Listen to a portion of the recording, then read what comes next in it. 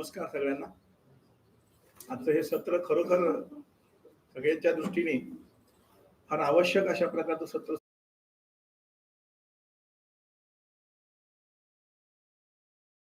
संघटनेच्या माध्यमातून इथे आयोजित केलंय. इतरही विभागांमधून अशा प्रकारची विचारणा होते. मागणी संघटनेकडनं सातत्याने होत होती की एनपीएस मध्ये कॉर्पस फार मोठ्या प्रमाणात जमा होतो, हे जरी मान्य असलं तरी मध्ये कुठेही विड्रॉवल नाही आणि पेन्शनची काहीच सोय नाही. शासकीय कर्मचारी म्हणून एकदा सेवेमध्ये प्रविष्ट झाल्यानंतर त्याला पेन्शन ही मिळणं गरजेचं आहे आणि सोशल सिक्युरिटी ॲज सच किंवा वेलफेअर स्टेट ऑफ ऍक्टिव्हिटी अशी जी घटनेमध्ये आपण मान्य केली आहे त्याच्यानुसार राज्य शासकीय कर्मचाऱ्यांच्या 1/11/5 पूर्वीच्या कर्मचाऱ्यांना महाराष्ट्र नागरी सेवा निवृत्ती वेतन नियमाप्रमाणे पेन्शन मिळते आणि मग 1/11/5 नंतरच्या लोकांसाठी अशा प्रकारचं हे वेगळ्या प्रकारचं कॉन्ट्रॅडिक्शन करणं हे योग्य नाही, हे मूलतः योग्य नाही. त्याच्यामुळे याच्यामध्ये बऱ्याचशा संघटनांनी शासनाकडे असा पाठपुरावा केला की आम्हाला पेन्शन मिळाली पाहिजे, आम्हाला ग्रॅज्युटी मिळाली पाहिजे आणि मूळची मागणी आपली अशी होती की ओपीएस प्रमाणे सगळं नेचर याचं असलं पाहिजे, ओल्ड पेन्शन स्कीम प्रमाणे. पण आपल्या या संघटनेच्या आणि या सगळ्यांच्याच आंदोलनाच्या पार्श्वभूमीवर शासनाने एनपीएस मध्ये आमूलाग्र बदल केला आणि 31/3/23 ला आपल्याला सगळ्यांना माहिती आहे की एनपीएस मध्येच ग्रॅज्युटी लागू केली, डेथ ग्रॅज्युटी लागू केली, फॅमिली पेन्शन लागू केलं, पेन्शनही लागू केलं. ऑलरेडी एनपीएस मध्ये आपल्याला 3 वर्षानंतर 25% पार्शल विड्रॉवल अलाउड केलेलं होतं. अशा या बऱ्याचशा गोष्टी सुधारणा त्याच्यामध्ये झालेल्या होत्या आणि त्या पार्श्वभूमीवर ह्या आंदोलनाच्या रेटाच्या माध्यमातून मग शासनाने पुन्हा रिवाइज नॅशनल पेन्शन स्कीम आणि मग सेंट्रल गव्हर्नमेंटने युनिफाईड पेन्शन स्कीम अशा प्रकारची स्कीम ही लागू करायचा निर्णय घेतला. आता तसं पाहायला गेलं तर एक गोष्ट निश्चित आहे की ओपीएस मध्ये आपण निश्चितपणे जाणार नाहीये कुठल्याही परिस्थितीत. म्हणजे शासनाचा आतापर्यंतचा जो काही रोख आहे तो लक्षात घेतला तर ओल्ड पेन्शन स्कीम ही लागू होण्याची परत काहीही शक्यता नाही. आपण इतके पुढे गेलेलो आहोत की आपल्याला रिव्हर्शन हे अलाउड नाही. आता दुसरी गोष्ट, त्याच्यामध्ये ही जी काही अशा प्रकारची रिव्हिजन शासन करतंय त्याच्यामध्ये हा सोशल सिक्युरिटीचा भाग आस्पेक्ट त्यांनी लक्षात घेतला आणि त्याच्या अनुसार मग पेन्शन देण्याचं त्यांनी याच्यामध्ये पण प्रोव्हिजन केली, ती एनपीएस मध्ये पण केली आणि मग आता रिवाइज नॅशनल पेन्शन स्कीम राज्याची आणि युनिफाईड पेन्शन स्कीम सेंट्रलची याच्यामध्ये पण ती लागू केली. दुसरा महत्वाचा गोष्ट अशी आहे याच्यामध्ये की फायनान्शियल मॅनेजमेंट करणं आता इथून पुढे गरजेचं आहे. 1/11/5 पूर्वीच्या लोकांना अशा प्रकारचे विचार करायची गरज नव्हती, परंतु एकंदर जर आपण बघितलं की जो काही वर्ल्ड ओव्हर ट्रेंड आहे, तो जो कल्चर आहे तो इन्व्हेस्टमेंटचा आहे असं तुम्ही बघता. आपल्या रोजच्या व्यवहारामध्ये सुद्धा आपण बघतो की आपण डीमॅट अकाउंट काढलेले आहेत, शेअर्स मध्ये ट्रेडिंग करतो, इन्व्हेस्टमेंट मध्ये आपण सातत्याने लक्ष घालतो आणि पुढची जी जनरेशन आहे ही त्याच्यामध्ये निश्चितपणे पारंगत आहे. आता हा सगळा विचार केल्यानंतर आज अशी परिस्थिती आहे की 22 ते 25 वर्षापर्यंतची सर्व्हिस ज्या लोकांची झालेली आहे 2005 नंतरची, त्यांचा बऱ्यापैकी कॉर्पस हा एनपीएस मध्ये तयार झालेला आहे आणि हा कॉर्पस जर 1/11/5 पूर्वीच्या लोकांचा तुम्ही विचारात घेतला तर तो त्या मानाने फार निग्लिजिबल आहे. हा एक पहिला आस्पेक्ट विचारात घेतला तर या दृष्टीने आपण विचार केला तर संघटनेच्या मागणीनुसार खऱ्या अर्थाने ही रिवाइज्ड एनपीएस आणि युपीएस आलेली आहे. ही येण्याचं काहीच कारण नव्हतं, एनपीएस वरच आपलं भागणार होतं आणि एनपीएस मध्ये बऱ्याच मॉडिफिकेशन शासनाने केल्या होत्या हे आपल्या सगळ्यांना माहिती आहे. पण संघटनेच्या मागणीनुसार अशा प्रकारचं हे एनपीएस रिवाइज एनपीएस आणि युपीएस करत असताना मग शासनाचं म्हणणं की एनपीएस मध्ये तुम्हाला जर काही प्रॉब्लेम असतील तर मग रिवाइज एनपीएस हा जो 1/4/24 पासून लागू करायचा शासनाने ठरवलंय आणि 1/4/25 पासून आपल्याला युनिफाईड पेन्शन स्कीम लागू करायचं ठरवलंय. त्याच्याबद्दलचा ऑप्शन द्यायला सांगितलंय. आता या ऑप्शन बद्दलची कन्फ्युजन अशा पद्धतीची आहे की आपल्याला या ठिकाणी 20/9/24 ला जो जी आर काढलाय त्याच्या परिच्छेद 1 मध्ये हे स्पष्ट केलेलं आहे की आपल्याला रिवाइज एनपीएस चा जो ऑप्शन द्यायचा आहे तो आपल्याला 1/4 म्हणजे युपीएस चा जो द्यायचा आहे तो 31/3/25 पर्यंत वन टाइम ऑप्शन आपल्याला द्यायचा आहे आणि हा विकल्प जर दिला तुम्ही तर तुम्हाला नंतर जर फेरविचार करायचा असेल तर 31/3/27 पर्यंत तुम्हाला युपीएस चा सुद्धा ऑप्शन देता येईल. पण याच्यावरून एक गोष्ट नीट लक्षात येते की तुम्ही जर आता 31/3/25 ला रिवाइज स्टेट गव्हर्नमेंटच्या एनपीएस चा जर ऑप्शन दिला तरच तुम्हाला युपीएस चा ऑप्शन द्यायला अलाउड आहे आणि तुम्हाला एकदा फक्त एनपीएस मधनं रिवाइज एनपीएस मधनं युपीएस मध्ये तुम्हाला मायग्रेशन करता येईल असं शासनाचं म्हणणं आहे. म्हणजे थोडक्यात याचा अर्थ असा झाला की 31/3/25 ला जर या दोन स्कीम बद्दल मध्ये तुम्हाला जर इंटरेस्ट असेल ते 31/3/25 पर्यंत तुम्ही ऑप्शन दिला पाहिजे. तो पहिला ऑप्शन 31/3/25 असेल, तो रिवाइज एनपीएसचा असेल. आणि तिथे ऑप्शन दिलेल्यांना जर पुढे असं वाटलं, पुढे विचार करताना लक्षात आलं की नाही युनिफाईड पेन्शन स्कीम याच्यापेक्षाही चांगली आहे, तर तुम्हाला 31/3/27 पर्यंत तुम्हाला ऑप्शन द्यायला आलो. आता 31/3/25 पर्यंत जे ऑप्शन देणार नाहीत त्यांना एनपीएस मध्येच राहावं लागेल. ही गोष्ट इथे स्पष्ट झालेली आहे. मग आता दुसरा गोष्ट आहे की एनपीएस मध्ये राहिलं तर काय होईल आणि रिवाइज एनपीएस किंवा युपीएस मध्ये गेलं तर काय काय होईल. आता जर कंपॅरिझन तुम्ही बघितलं असेल की सगळीकडे व्हॉट्सअपवर सुद्धा कंपॅरिझन त्याचं आलेलं आहे.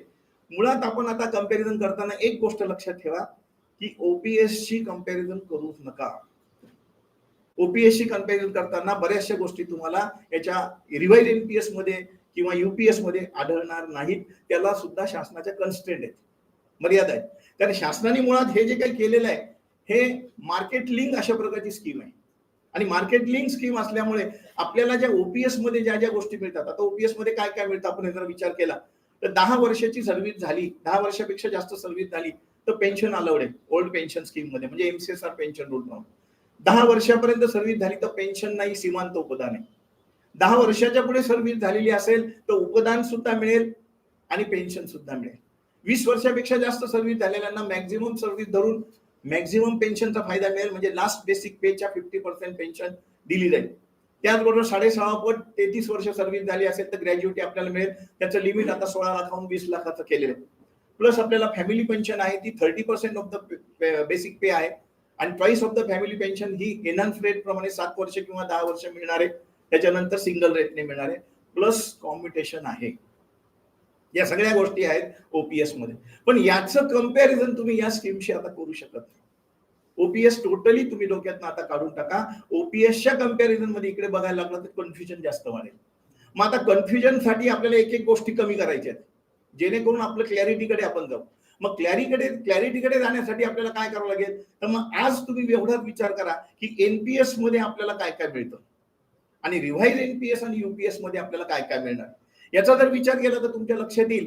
म्हणजे तुम्ही म्हणाल की आम्ही जर पेन्शनसाठी एवढं सगळं भांडण केलं किंवा एवढं आंदोलन केलं आणि तुम्ही आता एनपीएस प्लस प्रेफरन्स देतात आहे, तर त्यातला पर्याय असा आहे की एनपीएस मध्ये बऱ्यापैकी आता आपल्याला गेन आहे. म्हणजे ज्यांना मार्केटमध्ये इंटरेस्ट आहे किंवा मार्केटमध्ये आता आपल्याला इंटरेस्ट नसला तरी जावं लागणार आहे, पर्याय दुसरा नाहीये. दुसरी महत्वाची गोष्ट मी सांगितली की 20 ते 22 वर्ष सर्व्हिस झालेल्या लोक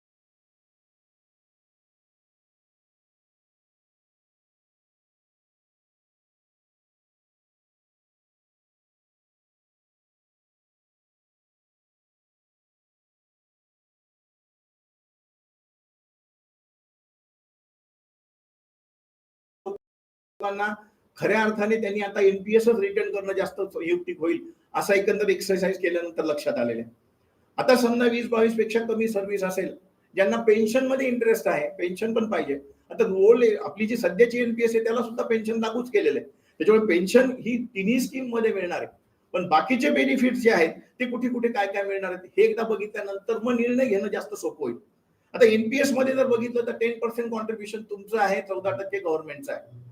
अशा पद्धतीने आहे. युपीएस मध्ये तोच प्रकार आहे, 10% कॉन्ट्रीब्युशन ठेवलेलं आहे. रिवाइज एनपीएस मध्ये सुद्धा तेच आहे. दुसरी महत्वाची गोष्ट म्हणजे सर्व्हिस पिरियड जो आहे एनपीएस ला तो काही त्यांनी हे केलेलं नाही, म्हणजे रिवाइज हे प्रिस्क्राईब केलेलं नाही.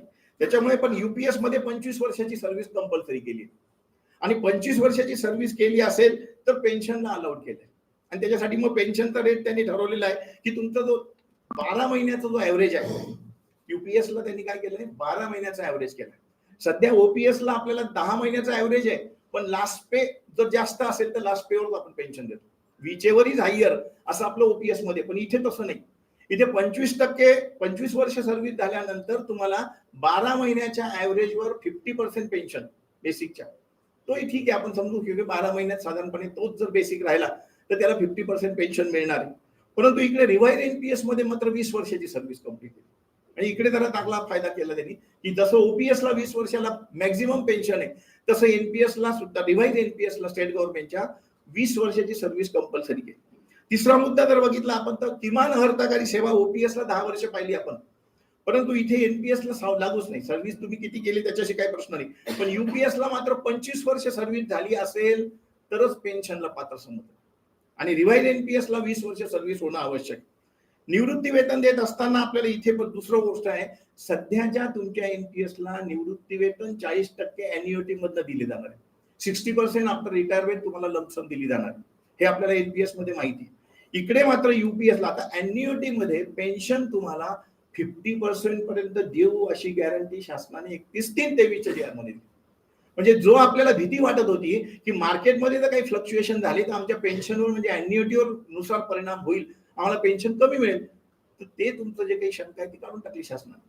आणि ह्या आंदोलनाच्या माध्यमातून तो फायदा झाला की एनपीएसला एक सुधारणा शासनाने केली 31/23 की किमान तुम्हाला 50% पेन्शन आम्ही देऊ आणि मधला जो डिफरन्स आहे तो आम्ही सस्टेन करू. आता त्यामुळे तिथे 50% पेन्शनची हमी एनपीएस मध्ये तुम्हाला आहे, 60% तुम्हाला रिटायरमेंट नंतर परत मिळणार आहे. युपीएस मध्ये जर बघितलं तर 12 महिन्याच्या वेतनाच्या सरासरी एवढी पेन्शन तुम्हाला मिळणार आहे. आणि युपीएस मध्ये लमसम तुम्हाला जे काही अमाऊंट आहे, लमसम युपीएस ची अमाऊंट तुम्हाला दिली जाणार.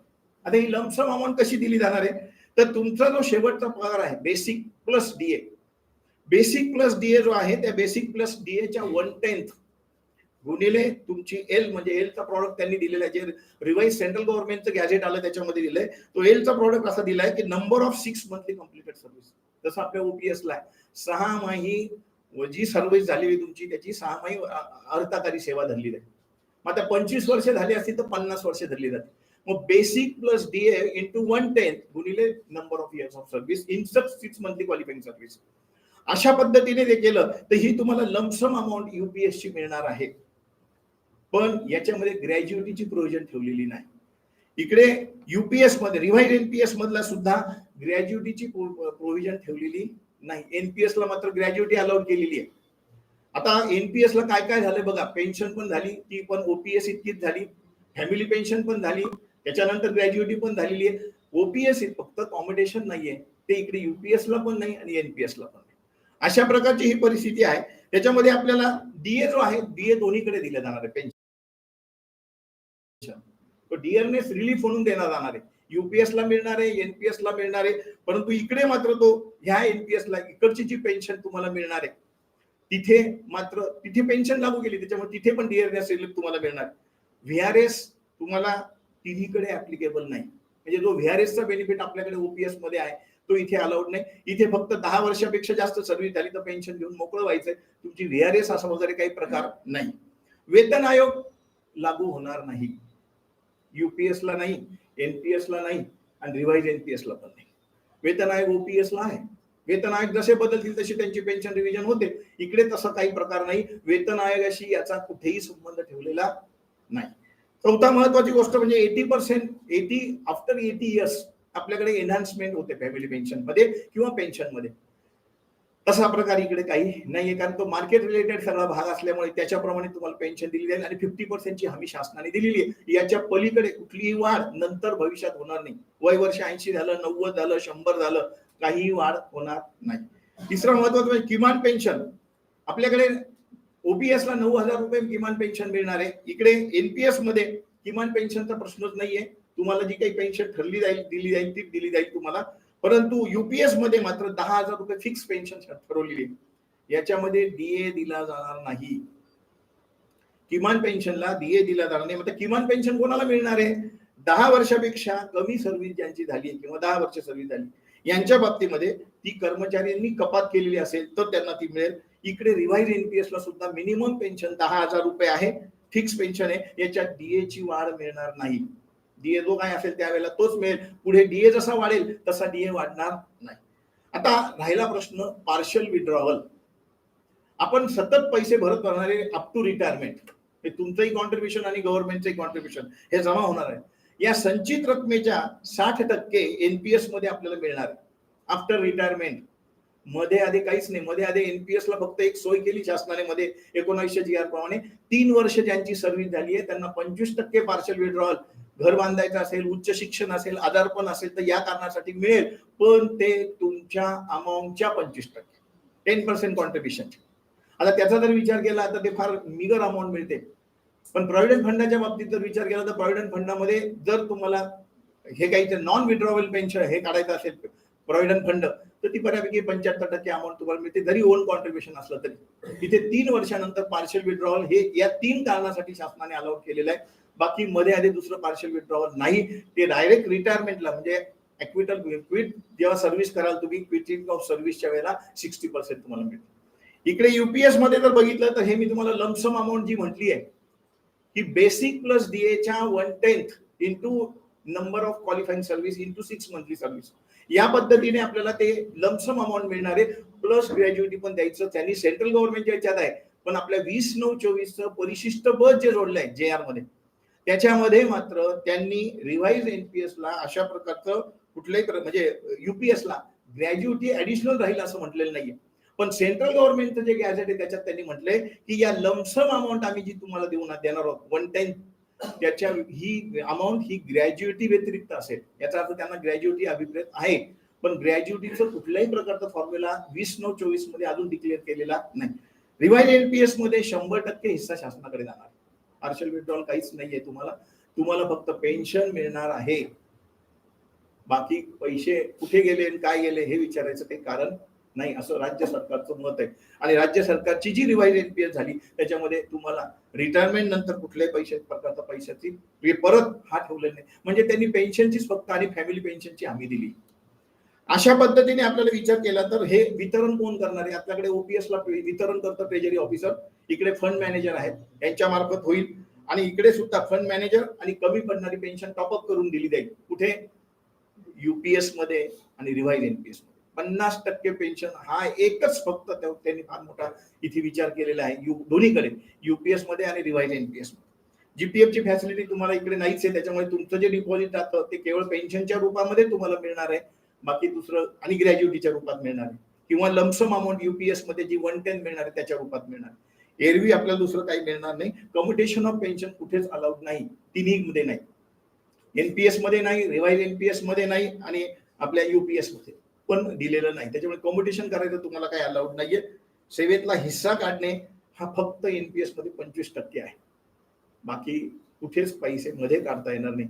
आता या सगळ्यांची कंपॅरिझन अशा पद्धतीने आपण केल्यानंतर एक गोष्ट लक्षात येते की एनपीएस मध्ये बऱ्यापैकी बदल शासनाने ऍज पर ओपीएस केलेला आहे असं आढळून येतं.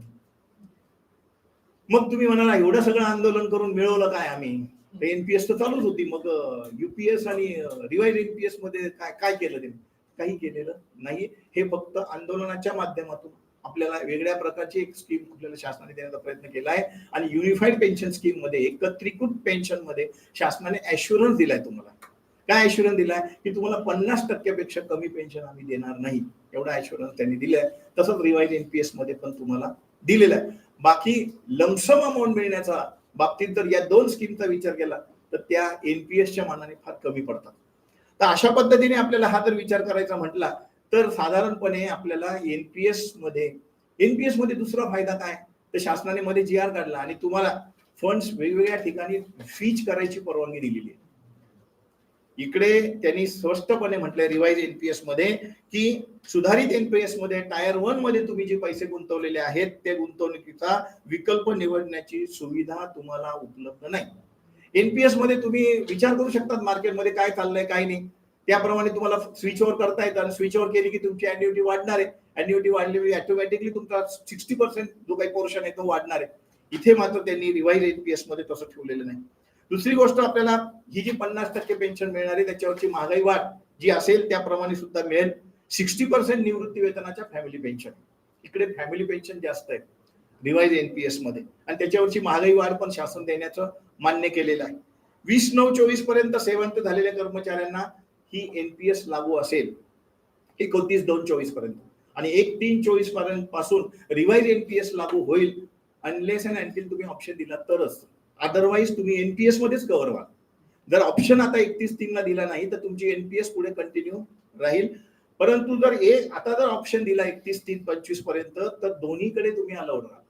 म्हणजे भविष्यात असं वाटलं की युनिफाईड पेन्शन स्कीम मध्ये काही चांगल्या प्रकारचा बदल केलाय तर तुम्हाला तिकडे स्विच ओव्हर होता येईल, तशी तुम्हाला सोय त्यांनी ठेवली. पण ऑप्शनच दिला नाही तर दोन्ही मार्ग बंद होतील, रिवाइज एनपीएसचा आणि युपीएसचा. तर ही इथं गोष्ट लक्षात ठेवायची की 27 सालापर्यंत काय द्यायचंय, 25 सालापर्यंत काय द्यायचं, हे जे कन्फ्युजन आहे ते काढून टाका. 20/9/24 च्या जी आर मध्ये परिच्छेद 1 मध्ये हे पूर्णपणे स्पष्ट केलेलं आहे. त्याच्यामुळे म्हणून आपल्याला आता निर्णय घेताना मग आपल्याला रिवाइज एनपीएस मध्ये जायचं असेल तर मग पुढे युपीएस मध्ये जायला तुम्हाला अलाउड आहे. आणि वन टाइम हा ऑप्शन असेल तुम्हाला, परत रिव्हर्शन अलाउड नाही. या प्रकारची ही सोय केली. सुधारित एनपीएस मध्ये आपल्याला रक्कम काढता येणार नाही, ही सगळ्यात महत्वाची गोष्ट आहे. यापूर्वी जर तुम्ही काही रक्कम काढलेली असेल, पार्शियल विड्रॉल केलं असेल एनपीएस मधनं, तर ते 10% व्याजासह तुम्हाला भरून द्यावं लागेल रिवाइज एनपीएस मध्ये. जे काढलेलं सुद्धा परत करावं लागेल. मिळणार तर नाहीच पुढे, पण आता जे काढलेलं आहे ते सुद्धा तुम्हाला भरून द्यावं लागेल, त्याच्यावर व्याज द्यावं लागेल 10%. दुसरी गोष्ट, 20 वर्षापेक्षा जास्त सर्व्हिस झालेली असेल तर शेवटच्या वेतनाच्या 50% पेन्शन मिळेल. महत्वाचा मुद्दा आहे की 20 वर्षापेक्षा कमी आणि 10 वर्षापेक्षा जास्त ज्यांची सर्व्हिस झालेली आहे अशा कर्मचाऱ्यांच्या बाबतीमध्ये शेवटच्या वेतनाच्या सेवेच्या प्रमाणामध्ये दिल प्रोपोर्शनेटली. म्हणजे 20 वर्षाला जर 50% पेन्शन, तर झालेल्या सर्व्हिसला किती, याप्रमाणे प्रोपोर्शनेट पेन्शन आपल्याला दिली जाईल. कुठे? रिवाइज नॅशनल पेन्शन स्कीम मध्ये. सुधारित एनपीएस मध्ये आपल्याला मगाशी म्हटलं तसं गुंतवणुकीचा विकल्प अलाउड नाही. जे रेसिग्नेशन देतील, राजीनामा दिलेल्या कर्मचाऱ्यांना या योजनेसाठी म्हणजे रिवाइज एनपीएस साठी पेन्शन देय राहणार नाही. आता रेसिग्नेशनचा नियम ओपीएस मध्ये पण आहे. Resignation means the cessation of the past service. मागच्या सर्व्हिसवरचा तुम्ही हक्क संपुष्टात आलेला आहे, त्याच्यामुळे पेन्शन आपल्याकडे तिकडेही मिळत नाही. जरी 20 वर्षानंतर एखाद्याने राजीनामा दिला, 20 वर्ष सर्व्हिस झाली तरी त्याला काही मिळत नाही, अनलेस अँड अंटिल त्यांनी व्हीआरएस साठी ऑफर दिली असेल तर. पण रेसिग्नेशन मुळे काहीच मिळत नाही. तसं इथे पण काही मिळणार नाही, पण एनपीएस अंतर्गतचे लाभ मिळतील. तुमचा कॉर्पस जो आहे त्याच्याप्रमाणे 60-40 ते काय असेल त्याप्रमाणे तुम्हाला रिफंड हे दिलं जाईल. 10 वर्षाच्या सेवेनंतर नियत वयोमानानुसार एका सेवा झाला, म्हणजे एखादा उशीरच लागला समजा आणि 10 वर्षापेक्षा कमी सर्व्हिस त्याची सेवानिवृत्तीच्या वेळेला म्हणजे सुपर अॅन्युएशनच्या वेळेला झाली असेल तर किमान निवृत्ती वेतन 7,500 हे त्याला दिलं जाईल. आणि 10 वर्षापेक्षा कमी सेवा असल्यास पेन्शन मात्र मिळणार नाही. तर यासाठी 10 वर्षाच्या सेवेनंतर 20 वर्षाच्या आत या प्रकारची 7,500 मिळेल. 10 वर्षापेक्षा कमी वाल्यांना काहीच मिळणार नाही. 1/3/24 पूर्वी जे सेवानिवृत्त झालेले आहेत, म्हणजे हा जी आर निघण्याच्या पूर्वी एनपीएस मध्ये जे सेवानिवृत्त झालेले किंवा त्यांना रिवाइज एनपीएसचा ऑप्शन द्यायला अलाउड केलेला आहे, जरी ते रिटायर झालेले असले तरीही. त्याच्यामुळे तो त्यांना देता येईल. 60% परतावा आणि हे अॅन्युइटी सर्व्हिस प्रोव्हायडर म्हणून प्राप्त होणारं जे 40% रक्कम आहे त्यांना, ही शासनाकडे त्यांनी प्राप्त झाल्यानंतर म्हणजे ती भरावी लागेल. त्यानंतर पेन्शन त्यांना अनुज्ञेय ठरेल. आणि अटी आणि शर्ती त्याच्या ज्या आहेत त्या कशा राहतील, ते PFRDA ने अजून निश्चित केलेलं नाही असं त्यांनी म्हटलंय, त्या निश्चित केल्यानंतर राहतील. म्हणजे या जीआर पूर्वी अशा प्रकारचे जे रिटायरमेंट झालेले आहेत त्या लोकांना सुद्धा रिवाइज एनपीएस आणि युपीएस मध्ये यायचं असेल तर तो ऑप्शन ओपन आहे. तो 31/3/25 पर्यंतच आहे. या पद्धतीने आपल्याला या रिवाइज एनपीएस मधल्या ज्या तरतुदी ह्या बघितल्यानंतर मग सगळ्यात महत्वाचा मुद्दा येतो की युपीएस मध्ये काय विशेष आहे आणि युपीएसचा ऑप्शन देता येऊ शकतो का. तर युपीएस मध्ये हे लमसम जी काही अमाऊंट मिळणार आहे तुम्हाला ती 1/10 बेसिक प्लस डीएच्या 1/10 आणि गुणिले ती काही 6 मंथली क्वालिफाईंग सर्व्हिस या पद्धतीने ती मिळेल. पण lump sum payment at the superannuation is in addition to the gratuity असं त्यांनी म्हटलेलं आहे. पण आपल्या 20/9/24 परिशिष्ट ब मध्ये त्याचा उल्लेख नाहीये. एनपीएसचं जे रिव्हिजन गॅझेट आलेलं आहे त्याच्यात मात्र त्याचा उल्लेख आहे. मग कदाचित ते देऊ शकतील, कारण काय ही जी युपीएस आहे ही सेंट्रल गव्हर्नमेंटची टोटल आणि ती जशीच्या तशी आपण ऍप्लिकेबल केली आहे स्टेट गव्हर्नमेंट, त्याच्यामुळे ती कदाचित मिळण्याची शक्यता नाकारता येत नाही. आता जे ऑलरेडी रिटायर झालेले आहेत त्यांना ऑप्शन द्यायला युपीएस मध्ये पण अलाउड आहे. जसा रिवाइज एनपीएस मध्ये आहे तसा या रिवाइज युपीएस मध्ये पण अलाउड आहे. सुपर एन्युएशन जर त्यांचे झाले असेल तर should be before the date of option, म्हणजे तो युपीएसचा ऑप्शन देण्यापूर्वी ज्यांचं सुपर एन्युएशन झालेलं आहे त्यांना युपीएसचा ऑप्शन पण देता येऊ शकतो.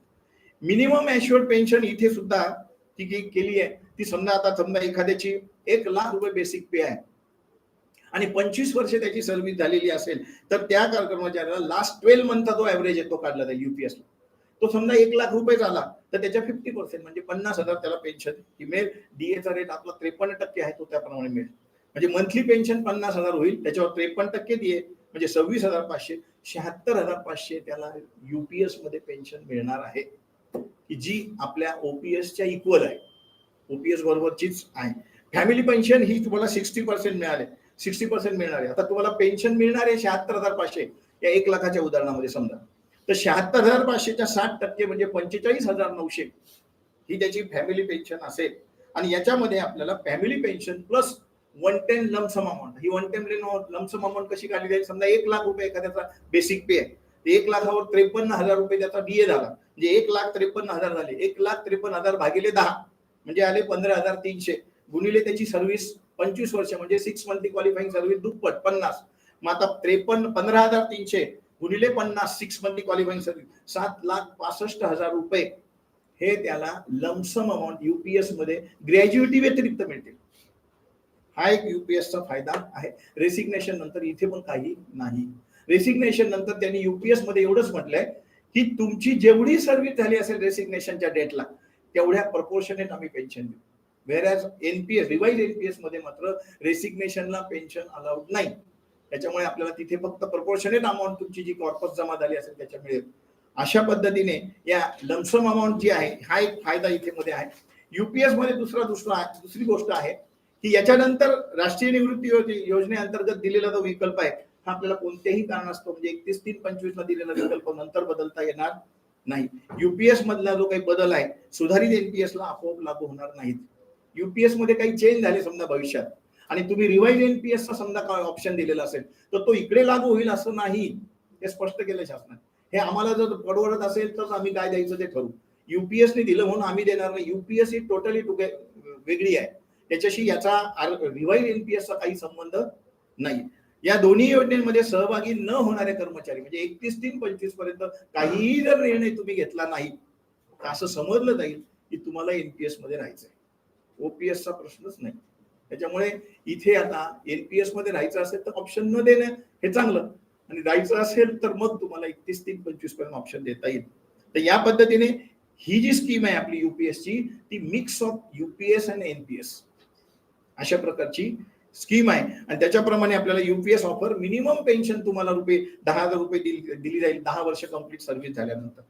आणि या पद्धतीने हे देत असताना आपल्याला याच्यामध्ये कुठल्याही प्रकारचं विथड्रॉल नाही. पण युपीएस मध्ये एक ऍडिशनल बेनिफिट आहे तो म्हणजे if the market link ups the investment म्हणजे इन्व्हेस्टमेंट जर तिथे जी तुमची इन्व्हेस्टमेंट आहे ही मार्केट रेटची लिंक असल्यामुळे मार्केट जर खूप वाढलं तर तुम्हाला performs well. The market is high at the time of employees रिटायरमेंटच्या वेळेला मार्केट खूप हाय झालेलं असेल तर they can get higher pension than 50%. हे युपीएसनी सांगितलंय. पण रिवाइज एनपीएस मध्ये मार्केट काय जाईल याच्याशी काय सांगितलं हे देतात नाकीनो आले म्हणून 50% देणार आहेत ते. त्याच्यातला डिफरन्स आम्ही मॅच करून देऊ. मार्केट जरी वाढलं तरी 50%च मिळतील रिवाइज एनपीएस मध्ये. युपीएस मध्ये मार्केट वाढलं तर 50%ची पेन्शनही वाढण्याची शक्यता आहे. अशा पद्धतीने आणि शिवाय डीआर मिळणार आहे म्हणजे डिअरनेस रिलीफ पेन्शनवरचा जो आहे ऍज पर डीए त्याप्रमाणे तो मिळणार आहे. या दोन गोष्टी मात्र त्यांनी प्रॉमिस आपल्याला केलेल्या आहेत. तर एकंदरीत ही जी काही वैशिष्ट्य 20/9/24 पर्यंतची आहेत ती या पद्धतीने स्केलेटन आपल्याकडे आहे. आणि याच्यावरही अजून त्यांचं म्हणणं आहे की पीएफआरडीए कडनं विशिष्ट प्रकारच्या गाईडलाईन्स आल्यानंतर ऑप्शन लोकांचे किती येतात आणि कोणत्या स्कीम मध्ये येतात त्याच्यानुसार त्याचं रेग्युलेशन कसं करायचं म्हणजे साधारणपणे रिवाइज एनपीएस मध्ये किती कर्मचारी आले आणि युपीएस मध्ये किती कव्हर झाले हे शासन असर्टन करेल 31/3/25 नंतर ऍज पर ऑप्शन. आणि मग शासन त्याच्याबद्दलच्या गाईडलाईन स्पष्टपणे देईल. तर या पद्धतीने आपल्याला याच्यामध्ये विचार करत असताना माझं अजूनही बऱ्याच लोकांना सांगणं असं आहे. बऱ्याच लोकांना ते पटत नाही. मग ते आंदोलनाचा काय उपयोग झाला ना असं झालं तसं झालं. पण माझं म्हणणं आहे की जी एनपीएस आहे ती रिटेन करावी. माझं वैयक्तिक मत आहे बरं. हे काही जाहीर मी सांगत नाही की असंच करावं म्हणून. तुम्ही हा प्रत्येकाचा विषय आहे चॉईसचा. मी तुमच्यापुढे तौलनिक अभ्यास असा याच्यासाठी सांगला की तुम्हाला निर्णय घेणं सोपं व्हावं आणि निर्णय घेत असताना कन्फ्युजन जास्त वाढू नये. आता सध्या आपल्याला एवढंच करायचं की कन्फ्युजन कमी करून घ्यायचंय. आपल्याला जायचं तर आहे कुठेतरी हे तर निश्चित आहे. त्याच्यामुळे आता कुठे नक्की जायचं ते आपल्याला ठरवायचंय. तर याच्यामध्ये आपल्याला एनपीएस मध्ये मी ज्या काही फीचर्स सांगितल्या पार्शल विथड्रॉल आहे त्याच्यामध्ये 60% तुम्हाला हमी पैसे मिळणार आहे. 50% पेन्शनची गॅरंटी शासनाने दिलेली आहे. त्याच्यापेक्षा कमी कुठल्याही परिस्थितीत करणार नाही हे पण गॅरंटी दिलेली आहे. आपला संप संपल्यावर त्यांनी म्हटलं हे आम्ही तुम्हाला देऊ. याच्यामध्ये ग्रॅज्युटी अलाउड केलेली आहे. इथे फक्त तुम्हाला ते काय ते लमसम अमाऊंट आहे ती 110 ती नाहीये. पण ग्रॅज्युटी तुम्हाला as per MCS pension rule प्रमाणे केली आहे. मग आता अजून काय फॅमिली पेन्शन दिलेली आहे. फक्त कॉम्पिटिशन नाही तर कॉम्पिटिशन इकडे पण नाहीये दोन्ही स्कीम मध्ये नाहीये. आणि जो कॉर्पस तुमचा जमा होणार आहे तो ओपीएसच्या कर्मचाऱ्यांच्या प्रॉव्हिडंट फंडामध्ये जमा होणाऱ्या पैशापेक्षा कितीतरी मोठा असेल. आजच तुम्ही बघा ना, एखादा नवीन कर्मचारी S6 मध्ये जर लागला असेल तर तो वर्षभरामध्ये 1,00,000 रुपये with contribution of the government त्याचं जमा होतं. त्याचे 6% किती जमा होतात रोज? काहीच होत. आणि हे जर 5 वर्षाचा हिशोब केला तर आज सुद्धा बघा ज्यांची 10-10 वर्ष सर्व्हिस झाली त्यांनी जर त्यांचा एनपीएसचा कॉर्पस बघितला तर तो बऱ्याच चांगला सायझेबल अमाऊंट आहे. तुमचं म्हणणं एवढंच आहे की ते सायझेबल अमाऊंट फक्त दिसते आम्हाला, ते ऍक्च्युअली अवेल करता येत नाही, पण त्याला इलाज नाही. हा भविष्यासाठी जर विचार केला तर तो चांगला प्रकार आहे. 60% अमाऊंट जर त्यावेळेला तुम्हाला मिळणार असेल त्या कॉर्पसच्या, तर त्यावेळेला कॉर्पस किती असेल आपला? आणि हा युपीएस मध्ये शासनाने आता 14% येतो, त्यांनी म्हटलं की आम्ही 18% पर्यंत जाणार आहोत. हा तुमचा 10%ला मात्र कधीच हात लावणार नाही, 10% कायम राहतील हे पण त्यांनी सांगितलं. पण 10% पेक्षा कॉन्ट्रीब्युशन आपल्याला जास्त द्यावं लागणार नाहीये. याच्यामध्ये एवढंच होतं की तुम्ही 10% देतात, शासन 14% देतं, एवढा पैसा जमा होतो आणि ग्रॅज्युटी एवढीशी दिली जाते आणि मग बाकीचे पैसे तर काय करता हे आपल्याला शंका पडते. पण शंका पडते म्हणून माझं म्हणणं असं आहे की एनपीएस मध्ये 60% घेऊन टाका ना. मग आपले 60% तर मिळतात की नाही आपल्याला, मग ते 60% प्लस पेन्शन प्लस ग्रॅज्युटी मिळते, तर मग एनपीएस काय वाईट आहे हो?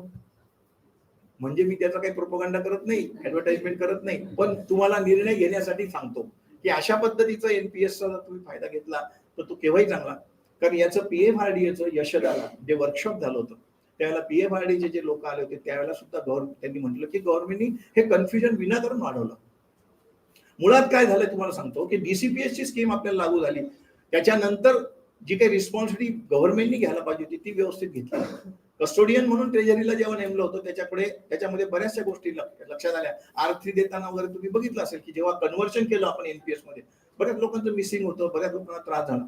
पण एनपीएस मध्ये गेल्यापासून सगळं सुरळीत झालं. बघा तुम्हाला वेळच्या वेळी मेसेज येतो, तुमचा बॅलन्स किती येतो कळतो, कारण हे सगळं एनएसडीएल कस्टोडियन झालेलं असल्यामुळे आता इथे रेग्युलेशन चांगलं झालं. आणि मग गव्हर्नमेंटनी त्याच्यामध्ये बऱ्याचशा मॉडिफिकेशन केल्या. हा एक आपल्या आंदोलनाचा भाग म्हणून चांगला प्रतिसाद आपल्याला गव्हर्नमेंटकडनं मिळाला की वेळोवेळी त्यांनी, तुम्ही पेन्शनच देणार नव्हते आधी, ते पेन्शन लागू केली, मग ग्रॅज्युटी लागू केली, फॅमिली पेन्शन लागू केली, बऱ्याचशा गोष्टी त्यांनी केल्या.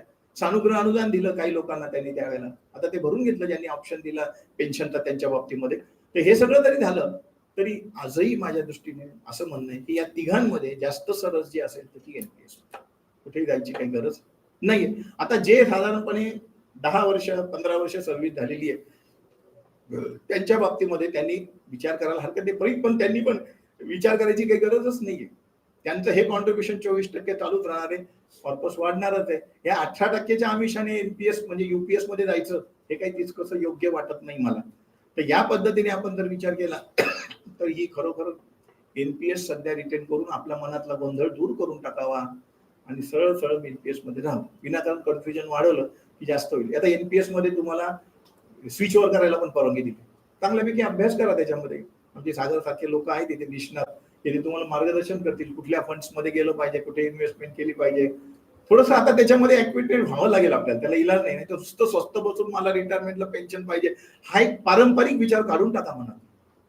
आणि त्याला पर्याय नाही. दुसरी गोष्ट म्हणजे तुम्हाला असं वाटत असतं पुष्कळ की ओपीएस वाल्यांना मग सगळं एवढं देऊन राहिले, त्याची तुम्ही विचार त्याची गणना करूच नका, आता त्याची तुलना सुद्धा करू नका. ओपीएस डोक्यातनं काढून टाका, ओपीएस परत मिळणार नाही.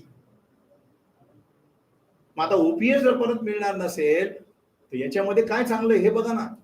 आणि ह्याच्यासाठी मग आपल्याला एनपीएस मध्ये आपल्याला अशा प्रकारच्या इन्व्हेस्टमेंट स्विच ओव्हर करता येतं का बघा, कुठे चांगलं आहे ते बघा. तिथे आता बऱ्याच लोकांनी एनपीएस मध्ये स्विच ओव्हर केलं मध्यंतरी, फंड्स इकडून तिकडे बदलले, चांगल्या प्रकारचा रिटर्न्स तुम्हाला मिळणार आहे. शिवाय 60% एश्युअर पेमेंट तुम्हाला रिटायरमेंट नंतर मिळणारच आहे. काय प्रश्न येतो, पेन्शन मिळणार आहे, सगळ्या गोष्टी होणार आहे.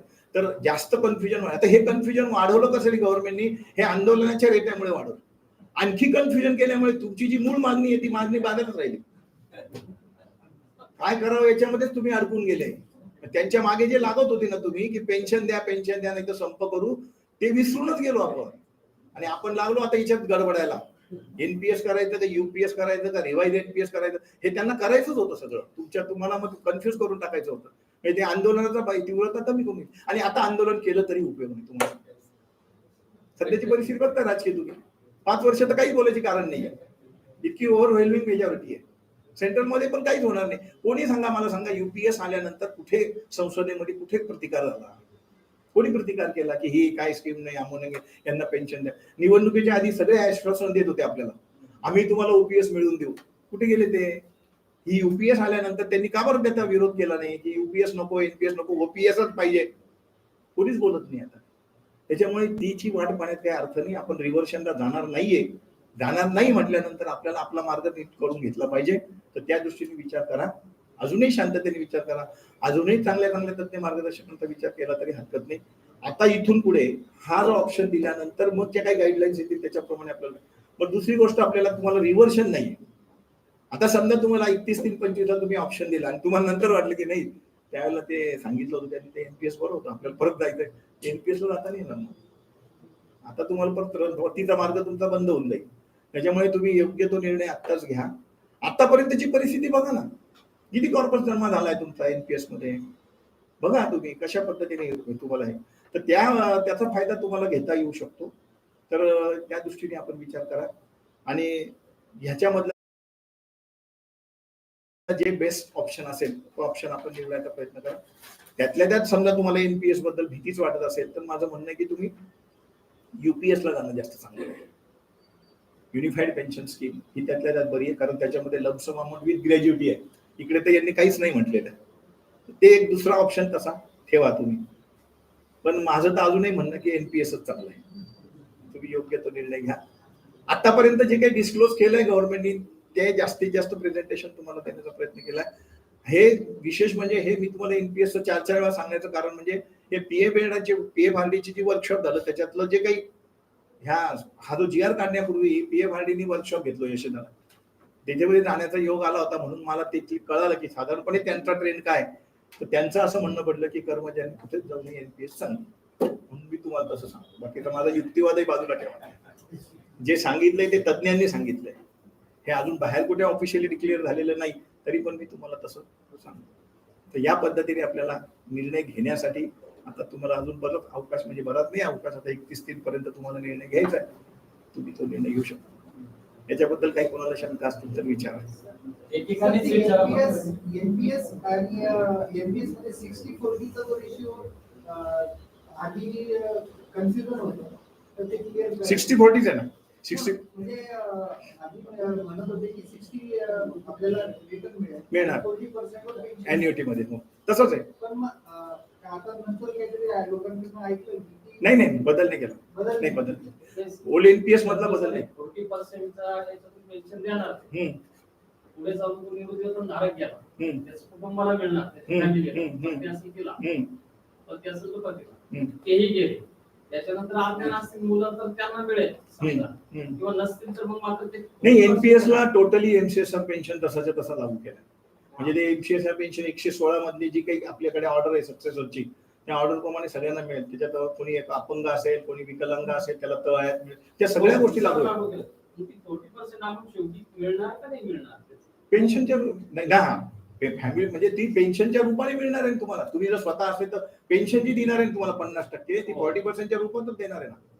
त्याची वेगळी मागणी करायची गरज नाही. ती पेन्शन म्हणूनच दिली जाणार आहे. अॅन्युइटी म्हणजे काय, ती जी अॅन्युइटी मध्ये रिटर्न मिळणार आहे शासनाला, ते रिटर्न तुम्हाला पेन्शन म्हणून पासआउट केलं. हा फॅमिलीला मिळेल. फॅमिलीला मिळेल. फॅमिली नसेल तर बंद होईल. गेले ते 40%.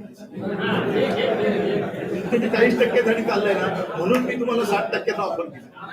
60%ची तरी घ्या निदान. इथे तर दोन्ही नाहीये. इथे तुम्हाला फक्त पेन्शन आहे दोन्ही मध्ये. रिवाइज पेन्शन आणि युपीएस मध्ये फक्त पेन्शनच दिलेली आहे. तुमच्या पैशाचं काय हे बोलतच नाही ते. फक्त या युपीएस वाल्याने सांगितलं की 110 लमसम अमाऊंट देऊ आम्ही आणि ग्रॅज्युटी देऊ. त्यातल्या त्यात पर्याय दिलाय त्यांनी. रिवाइज एनपीएस 100% जप्त म्हटलंय. कशाला घेतात ती रिवाइज एनपीएस?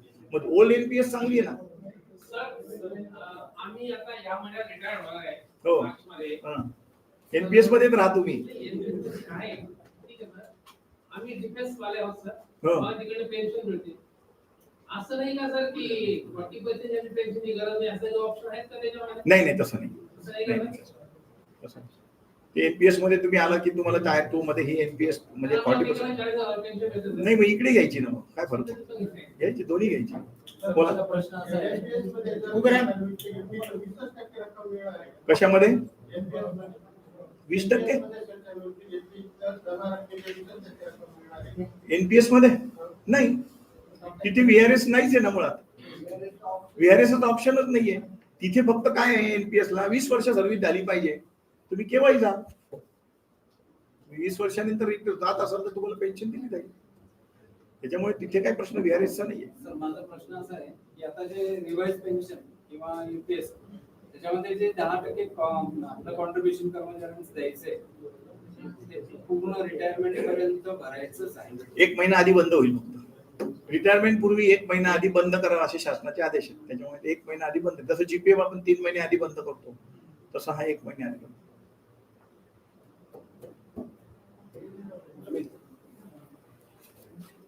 काही शंका नसतील तर थांबतो मी. सर तुम्ही 50% बोलले होते एनपीएस बद्दल.